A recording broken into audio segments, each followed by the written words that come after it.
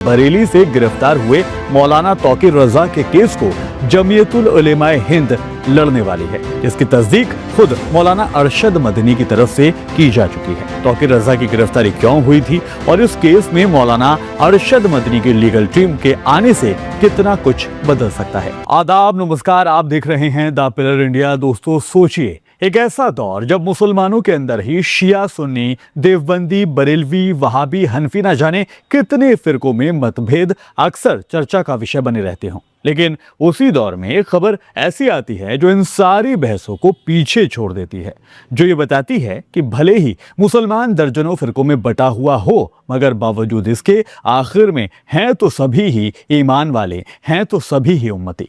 दरअसल दोस्तों, ज़राए के हवाले से एक बड़ी खबर ये मिल रही है कि बरेली से गिरफ्तार हुए मौलाना तौकीर रजा के केस को जमीयतुल उलेमाए हिंद लड़ने वाली है, जिसकी तस्दीक खुद मौलाना अरशद मदनी की तरफ से की जा चुकी है। जी हां, एक बरेलवी मसलक से जुड़े नेता के लिए एक कट्टर देवबंदी सोच रखने वाली जमात का खड़ा होना, क्या ये सिर्फ एक कानूनी मामला है या फिर एक बड़ा मैसेज देने की एक कोशिश है? इसलिए आज की इस वीडियो में हम ये समझने की कोशिश करेंगे कि पूरा मामला क्या है, तौकीर रजा की गिरफ्तारी क्यों हुई थी और इस केस में मौलाना अरशद मदनी की लीगल टीम के आने से कितना कुछ बदल सकता है। साथ ही क्या ये मुसलमानों के अंदर एक नई एकता की शुरुआत है? सब कुछ आपको इस वीडियो में बताएंगे, इसलिए आप तमाम लोगों से गुजारिश है कि वीडियो आखिर तक देखिएगा। दोस्तों, सबसे पहले ये समझने की कोशिश करते हैं कि आखिर पूरा मामला क्या है।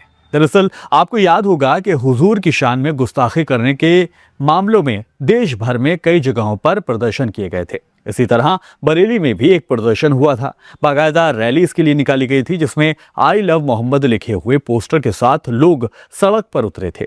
कहने को तो ये एक गुस्सा जाहिर करने और पैगंबर मोहम्मद की शान में गुस्ताखी करने वालों के लिए एक कड़ा पैगाम देने का मौका था, लेकिन बरेली प्रशासन का दावा ये है कि इस प्रदर्शन में कानून व्यवस्था का उल्लंघन किया गया, भीड़ कंट्रोल के कानूनों को तोड़ा गया और कुछ जगहों पर हालात को तनावपूर्ण बना दिया गया, जिसके बाद यह प्रदर्शन विवाद की जद में आ गया और फिर इसी मामले में पुलिस ने एक्शन लेते हुए मौलाना तौकीर रजा को गिरफ्तार कर लिया था। दोस्तों, तौकीर रजा जो बरेली की राजनीति और मजहबी हलकों में एक बड़ा नाम माने जाते हैं, उनकी गिरफ्तारी ने फौरन पूरे इलाके में हलचल पैदा कर दी। अगर आप ज्यादा मालूमात मौलाना तौकीर रजा के बारे में नहीं रखते तो यूं समझ लीजिए कि तौकीर रजा सिर्फ एक मौलाना नहीं है, बल्कि बरेलवी मसलक के एक बेहद असरदार चेहरा माने जाते हैं।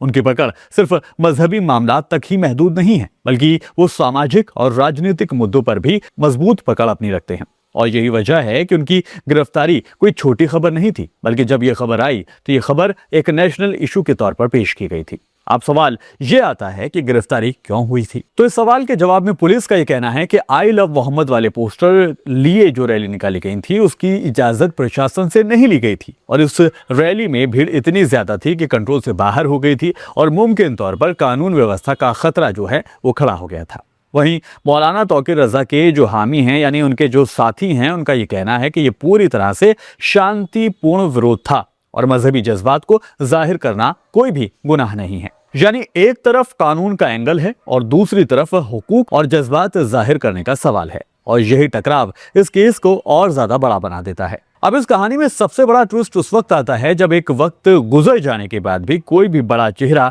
ऐसा नजर नहीं आता है जो मौलाना तौकीर रजा के मामले की पैरवी के लिए तैयार हो।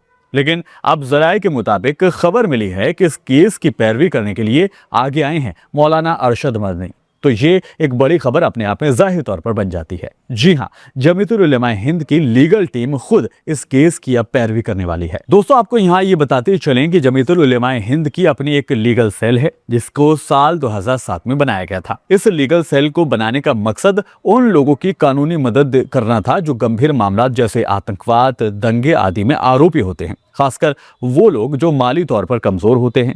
जमीयत की ये लीगल टीम वकील मुहैया कराती है, केस की पैरवी करती है और कोर्ट में डिफेंस भी तैयार करती है। जमीयत की लीगल सेल ने बीते कुछ सालों में हुए दिल्ली दंगे हो गए या फिर मेवात दंगे हो गए, इन तमाम मामलात में सैकड़ों गुनाहों को इंसाफ दिलाने की कोशिश में कामयाबी हासिल की है। इसीलिए मौलाना तौकीर रजा के लिए जमीयत का आगे आना एक पॉजिटिव इशारा देता है। और ये खबर इसलिए ज्यादा दिलचस्प हो जाती है कि जब मुसलमान शिया सुन्नी हो गया या फिर देवबंदी बरेलवी की बहस में घिरा रहता है, लेकिन इसी वक्त में इस केस में क्या हो रहा है, एक कट्टर बरेलवी नेता और उनकी हिमायत में कौन खड़ा है, एक कट्टर देवबंदी जमात का लीडर या फिर पूरी की पूरी जमात।